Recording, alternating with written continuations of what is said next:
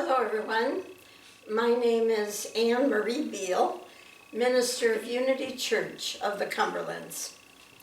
Well, here it is, the 4th of July weekend, and I needed to feel better about America this week. So I found this wonderful book. It's called Sacred America, and it's written by Roger Houston. He's the man who's famous for his series of books, 10 Poems to Change Your Life. But in this one, he came to America. He's British, so he traveled to America as a stranger, wanting to examine our spiritual culture because he feels like America is where the spiritual shift is really happening, because we are so free to be so diverse in all our spiritual practices. So he traveled on a bus. I think he got a ticket, $99 for 99 days, one of those. And he called America the first universal nation.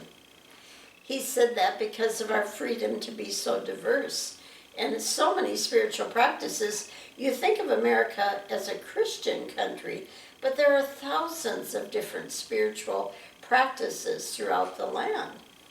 Yes, we have the Christianity. Yes, we have Buddhist, Jewish, Hindu, Muslim, and the mainstream Protestant churches. But we also have the Native American culture. We have groups like the 12-step group, which is very spiritual. Habitat for Humanity is based on spiritual principles. Many social justice groups. We have everything in America from the only country to have fundamentalist radio stations to Unity's New Thought Church when Reverend Eric Butterworth was alive back in Lincoln Center, New York. The church is still going there, just with a different minister now. But he traveled to all these different places, and he was amazed. And what he saw the most was that more Americans volunteer and do charity work than any other country. I had a Hindu friend from India that told me the same thing one time. He said, people go to India thinking that's where the great spiritual awakening is. But he said he noticed in our country, we're so generous in helping others. Now, the 4th of July, we celebrate our freedom, and the greatest freedom we have in this country is freedom of religion, which means the separation of church and state. Because if you look at the history of the world, the first thing anyone wants to control, the first thing they do is to suppress and control people's spiritual beliefs. Look at the history of Russia, China, Tibet, all around the world. If their spirituality is controlled and suppressed, there is no freedom. And one of the most liberating things that happened in history was the invention of the printing press. Because now we didn't have to rely on authorities, outside authorities, to tell us what to believe. We could read ancient scripture for ourselves and interpret it for ourselves. Emmett Fox had a wonderful book called The Historical Destiny of the United States. In that he says, the American Revolution was no mere brawl between England, the motherland, and a rebellious colony. It was nothing less than and a vital part of the great march of humanity on the road to freedom. Wow. What does he mean by that? Well, Jesus said, there will be a time when we will worship in spirit and in truth. In other words, worship will be a free response to spirit moving in and through us and wanting to express through us, each of us in our own unique and individual way.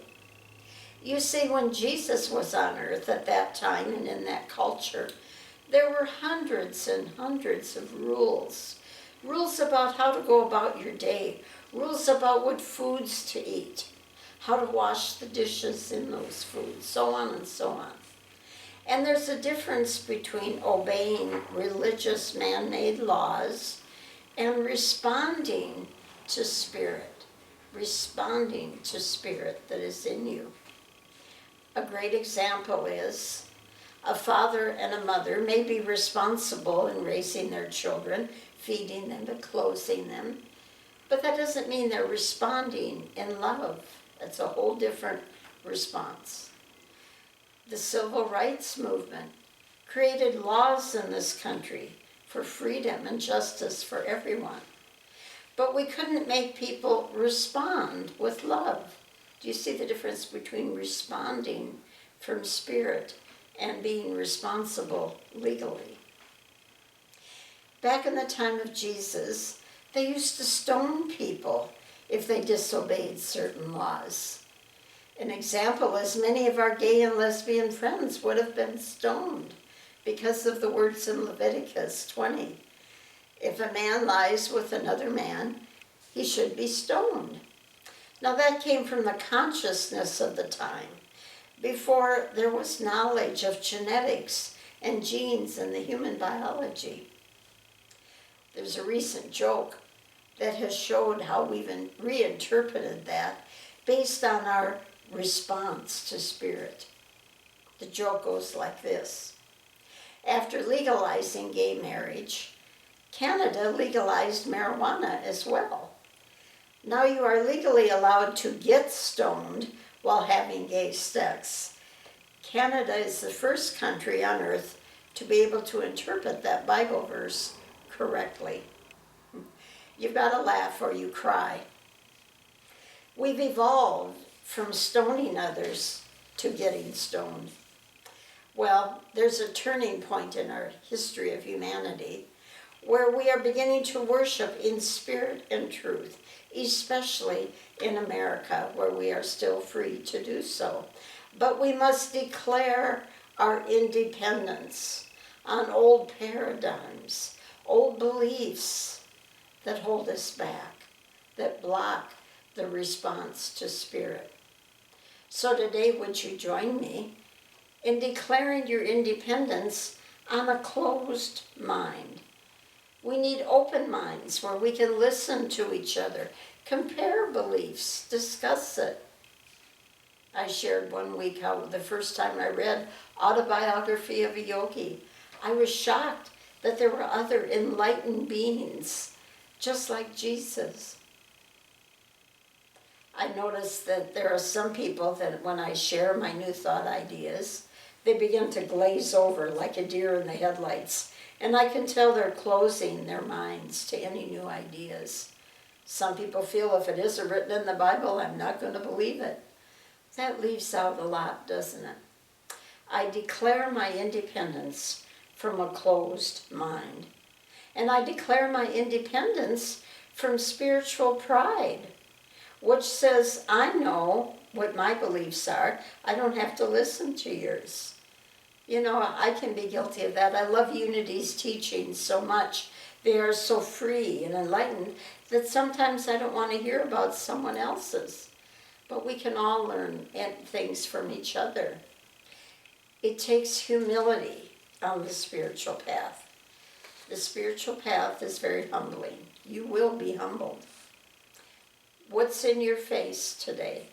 There's a reason for it, and that's even more humbling. The spiritual path is not about finding God. God's not lost. But releasing all blocks inside you to love's presence so that you can respond to spirit. And those blocks show up in our face as to what is triggering us. They're in your face so that you can face them and free yourself. I declare my independence to all my triggers. I embrace them and release them. The word enlightenment means lighten your load. Don't carry it all by yourself, which is why Jesus said, "Come to me, all you who are burdened, and I will give you rest." Surrender, let go, give way to that higher power, and allow it to transform you to be that greater power and energy in you. My current soapbox in America is that those of us who lived through the 60s generation and marched for peace and human rights thought we're making progress, and now it seems like we're right back where we started. We haven't gone anywhere. And how do you not get burned out when that happens? Well, the book I've been reading, Sacred America, has the answer. There's a chapter where Jim Wallace speaks. He's a man who went on a Lenten fast. He said he went on a fast because he felt he had failed in doing everything he could to prevent the Gulf War, as if one man could prevent a war when there are people that want it. As the book went on, he explained how he came to some peace. Despite all that was happening in the outside world, I began to feel a growing trust in a power beyond myself, in the midst of my own powerlessness. I love that line, in the midst of my powerlessness, I trust in a power beyond myself. It sounds like the 12-step movement, doesn't it? Was it in the power of the world to save itself, even to transform itself? Or was it in the spiritual power that lies beyond our human wills? To just hope in the power of our work is to hope in ourselves. And finally, the power of the world. So to answer your question, how not to burn out, I give time to hear that inner stillness. And I no longer imagine that the results of our work depend on us alone. There is a greater will that has its way. So the key to avoiding burnout is trusting in that higher power, that greater will outside ourselves. The true freedom is freedom of consciousness, and each of us individually have to free ourselves from a consciousness that is not free. So over this 4th of July weekend, would you join with me? I declare my independence to free my spirit.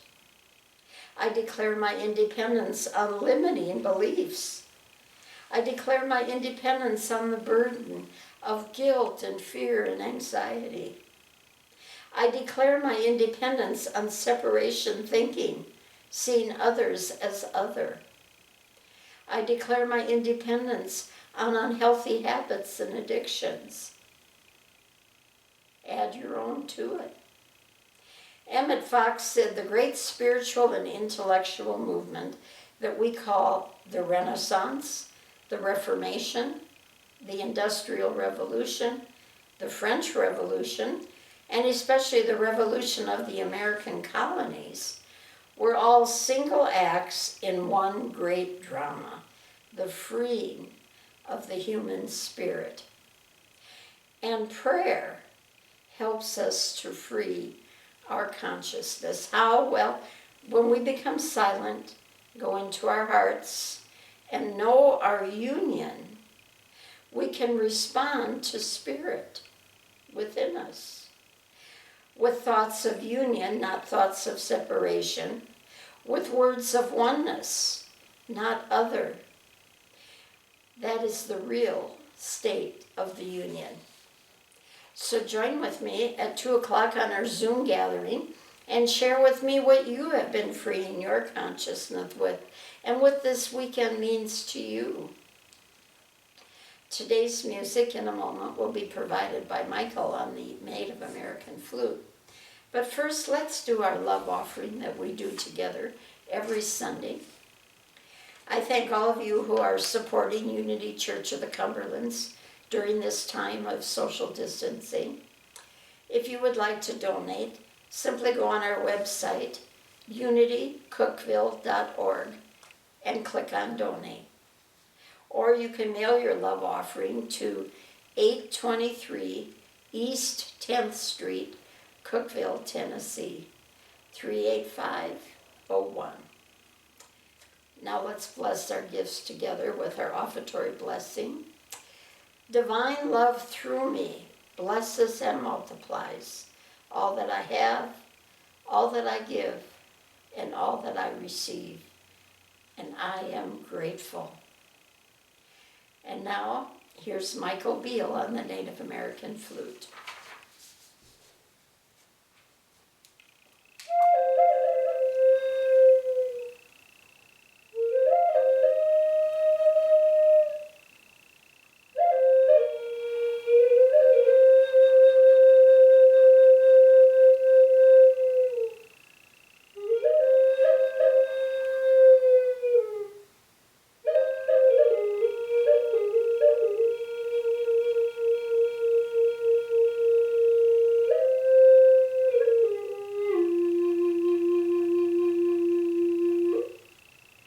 And allow that sound to free your spirit.